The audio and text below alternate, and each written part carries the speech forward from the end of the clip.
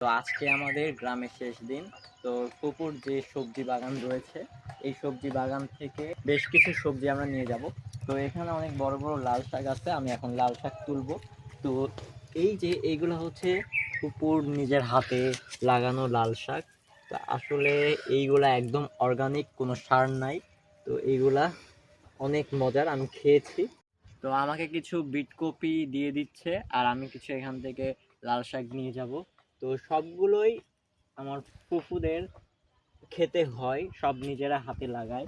তো গ্রামীণ পরিবেশে এইটাই সবচেয়ে বড় সুবিধা, সব কিছুই নিজের হাতে লাগানো হয়। তো আমি বড় বড় দেখে কিছু লাল শাক তুলে নিচ্ছি।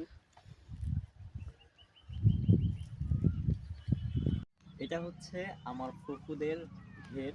তো এই হচ্ছে তাদের ঘের, আর এই ঘেরের এই পাশ থেকে বিভিন্ন সবজি গাছ লাগানো হয়েছে।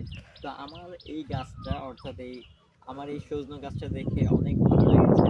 কারণ দেখেন, ছোটটুকু একটা সজনে গাছ, এই গাছে এই যে বিভিন্ন ডালে অনেক সজনে হয়েছে। তো জিনিসটা অনেক ভালো লাগছে। তো বসে এখানে সজনে তোলা যাবে। তারপর দেখেন এখানে বেগুন গাছ রয়েছে, তারপর এই যে এই সারিতে বিটকপি গাছ রয়েছে। তারপর ওই সামনে ঘেরের আরেকটু জায়গা রয়েছে। তো ওই জায়গায় অনেক সবজি লাগানো হয়েছে, লাল শাক লাগানো হয়েছে, তারপর পুঁই শাক, তারপরে হচ্ছে শালগম। এই যে পেঁয়াজ গাছ দেখেন, এখনো পেঁয়াজ রয়েছে। তো এই পেঁয়াজগুলো ওঠানো হয়েছে। তো তারপরে এই যে এইদিকে আছে সিম গাছ আর টমেটো গাছ। টমেটো প্রায় শেষ হয়ে গিয়েছে, কারণ এখন টমেটোর সিজন না, শীতকাল চলে গিয়েছে, এখন প্রায় গরমের দিকে চলে আসছে।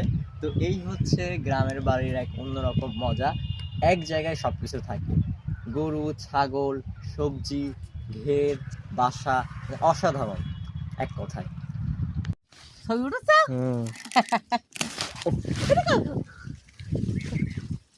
এখানটা মনে হবে না। বিসমিল্লাহ, আলহামদুলিল্লাহ। কিভাবে তুলতেছেন দেখি? এই তো ঠিক আছে। ও মানে এইটাই না, তাই না? হ্যাঁ। ও ঠিক আছে। এইটা ছিল ভালোই বড়। কই আমি তুলতেছি। তোলেন। মাটি ঠিক আছে ওইছে।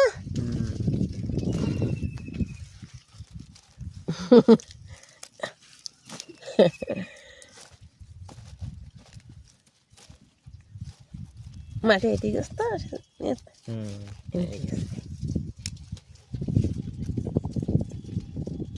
এরকম বড় বড় তো তুলতে দেখে দিয়ে বেশি আবার দেওয়ার দরকার নেই, তাহলে অতিরিক্ত ওজনে আর নিতে পারবো না। না আর কটা দিই সাইড দিয়ে সাদা কবি খুব কম দোকান বুঝছো। ঠিক আছে। ওটা ছোট হচ্ছে বিটকপি, এইগুলো তুলেছি। তো এইগুলো বাসায় নিয়ে যাব। এই যে আপনারা দেখুন আমার ফুপুর সবজি গাছ। তো তার পুকুর রয়েছে এখানে।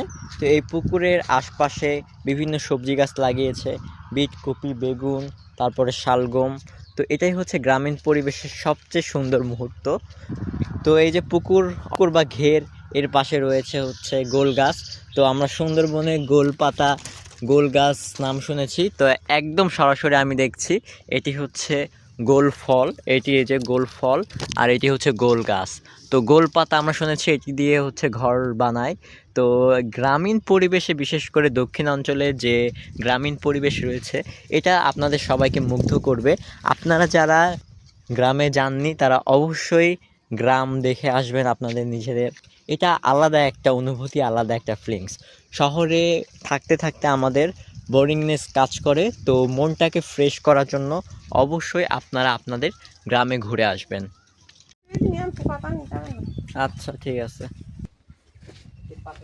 এই হচ্ছে পোলট্রি মুরগি, এটাও বাসায় পোষা হয়েছে। আর এটা হচ্ছে দেশি মুরগি। আর গোয়াল ঘরে রয়েছে গরু। তো এটি প্রতিদিন দুধ দেয়। বেশি বেশি নেবেন আর খারাপ করে দিবেন। আচ্ছা, তো অনেকগুলা ছাগল রয়েছে। তো এই ছাগলটা হচ্ছে প্রেগনেন্ট, আর কিছুদিন পর বাচ্চা দিবে। তো এখানে ছোট ছোট অনেক বাচ্চা ছাগল রয়েছে।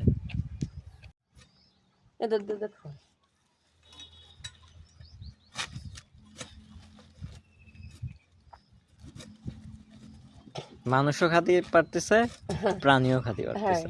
নষ্ট নেই। না। এই লাস্টে লাগাইলাম তোমার জামাই বললাম কি ঘাস পানি নেই, লাস্টে কবি লাগাইছে ছাগল গরু খাবে না। আর গদনাস পাবো কফি না থাকে। আর এটা হচ্ছে বিট কপি। হ্যাঁ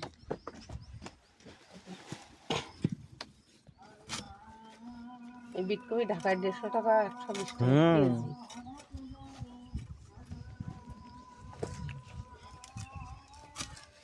এই কফিটা ভাজি করে খেতে হবে, ওটা কিন্তু ভাজি করে খেতে হ্যাঁ হবে তো। এই রান্না করে খাওয়া যাবে না, এই যে ওই শালগম। ওই এমনি ঝোলে হুম। হ্যাঁ আলুতে খাওয়া যাবে। হ্যাঁ কোন কাটছি, কোনগুলো পোকা রয়েছে আর কোনগুলো পোকা নেই। যেগুলো পোকা রয়েছে সেগুলো বাদ দিব, আর যেগুলো পোকা নাই সেগুলো বাসায় নিয়ে যাব।